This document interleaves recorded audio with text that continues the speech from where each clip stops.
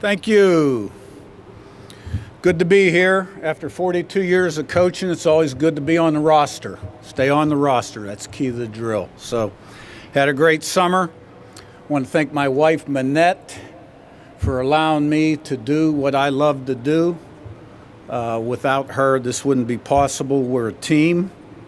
Would also like to thank Pam Witten and Scott Dolson for their tremendous commitment to making IU football relevant.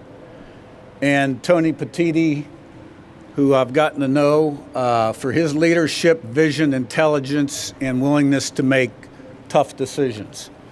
The Big Ten Conference is a great preeminent league, has been for a long time. And the addition of the 4 West Coast teams puts us on an exciting new trajectory. So I've got a lot of respect for every school and coach in this league, and we're excited to get going. Now, I can tell you, normally at these things I stand up here and we're picked to win the league. It's just usually how it's been. I have been picked next to last twice, which we're picked 17th out of an 18-team league, and I get it. The 2 times we were picked next to last, in 2022 we won the conference championship, and in 2017 we inherited an 8-45 team and won 8 in a row and played JMU the last game of the year for the conference championship. Now, I'm not into making predictions. That's just a historical fact. Okay? So I know you guys have been waiting for me to say something crazy. That wasn't quite crazy.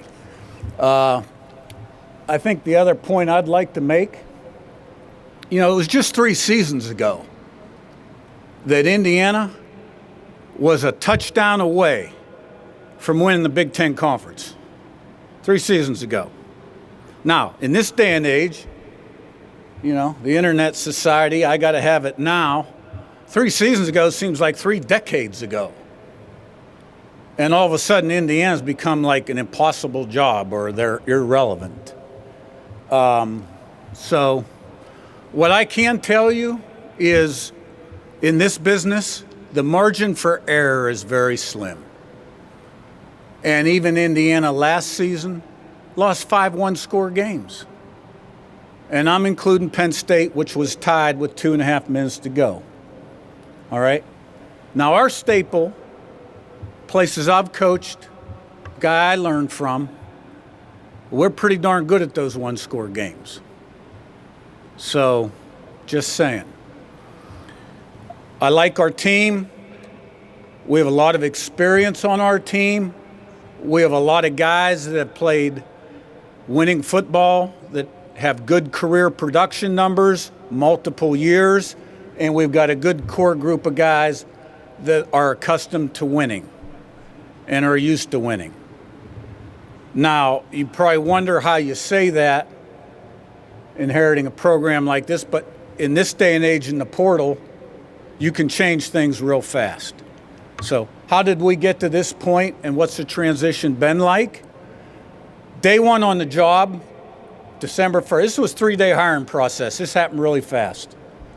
Day 1 on the job, I got 10 offensive starters in the transfer portal and half my defense. Now, I didn't know that. They didn't tell me that. I wouldn't have told me either. Good move there, Scott. All right? I haven't even hired, you're hiring a staff. You're doing all the things a new coach got to do. 3 weeks later, we got 22 new guys on our team, multiple all-conference players, 2 3-year starters, high-character guys. We've completely flipped the roster. Okay?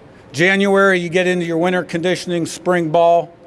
Now, I've been blessed with great staff continuity.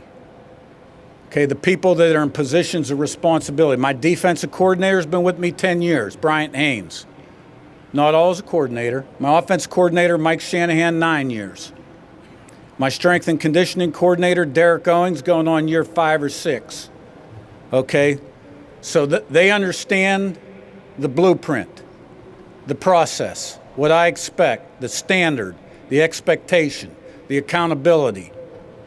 And when you have that kind of continuity and the right kind of people in your program, student athletes, that makes for a smoother transition.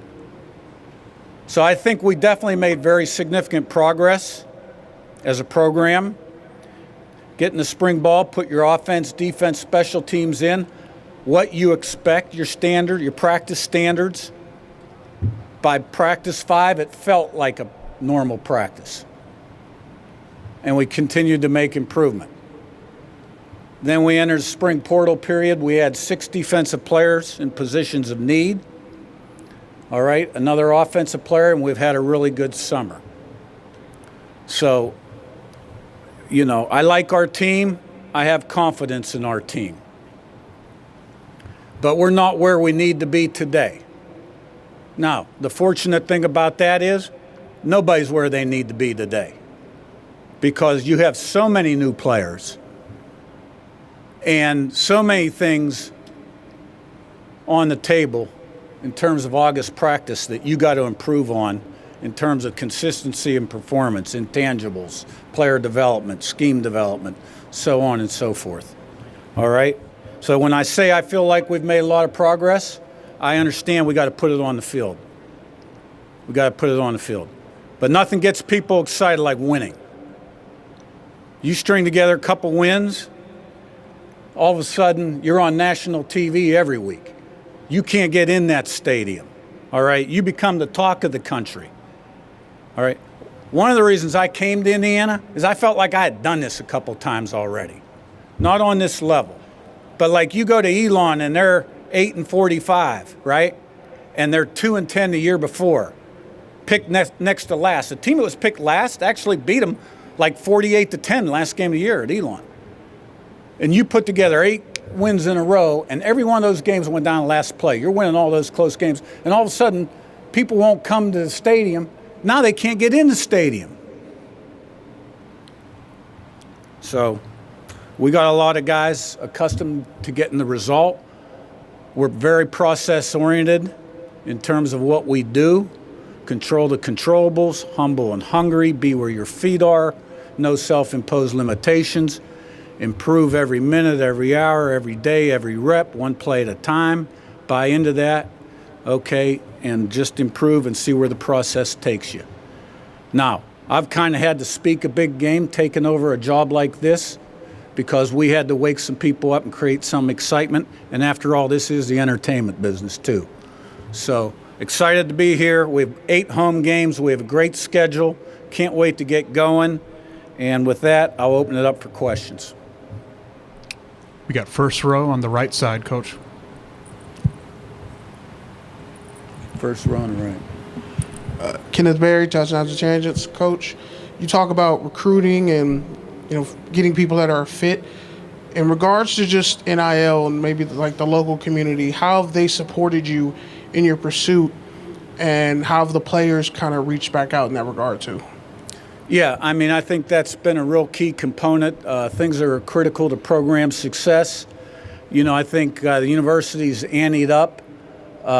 You know, it's very important to them that we get football going, and there shouldn't be any, you know, limitations on what we can accomplish in football. You know, somebody asked me, how do you define success at Indiana? I was like, well, we want to be the best. I mean, you don't bring your kids up, Johnny. I want you to be 4th best. I want you to be 10th best. Bullshit. We want to be the best. So when I talk about no self-imposed limitations, that's what I'm talking about. Now, specifically to your question, you know, that number has gone up and allowed us to be very competitive and recruit good football players. And there's going to be further changes down the road that I think will benefit us also. And that's why, you know, just one of many reasons I'm so optimistic about our future. First row right on the left side. Oh, there is another. Good. Coach, wondering about your father and what you learned from him at an early age. First of all, what was the most important thing you learned from your dad in terms of either as a man and then coaching wise, what's the first thing you learned from him? Greatest man I've ever known. Blessed to be able to call him my father. Was a very direct man, very honest man, had a great work ethic, led by example, helped a lot of people and players in their lives. had a good heart, overcame cancer. His third year as head coach at West Virginia, given his last rites twice, beat that, had to get out of football, and went back to his alma mater a few years later and had an outstanding career. Never coached for him, never played, played 1 year, my freshman year at West Virginia for him. He was always my biggest critic early on in my coaching career. Did not tell him that I was going to take the IUP job because I knew what he was going to say. I called him night before, said, I'm going to be announced tomorrow. You know, I was 50. I bet on myself. I was tired of being a head coach. I took a big pay cut, and it worked out. I'm here today. But the field was named after him. I threw him off the field 1 year because he was being too critical. You know what I'm saying? But very complimentary of the way we played at the end when I was at JMU. I learned a lot in personal things from him. Yeah. All the way in the back, Coach, on your left side. Hey, Coach Sig, Ryan Canfield with the Hoosier Network.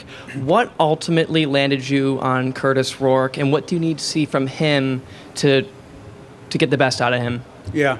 You know, I've always kind of made the quarterback decision when it comes to the portal. Our last 4 quarterbacks have all been player of the year in the league, and they were all different, and they all had their skeptics. So we've done a great job developing quarterbacks. I felt like he was the best out there for us. He had started a lot of games. He was player of the year in the conference in 22. Won a lot of games, engineered a lot of 2-minute drives, done a lot of touchdown passes, gotten him back to 2nd and 10 when put in a bad situation. So I thought he had a really good spring, a great summer. And, you know, I sleep better at night knowing I got a guy like that that's played that many games. Coach Cigneti, thank you so much for your time. Thank you.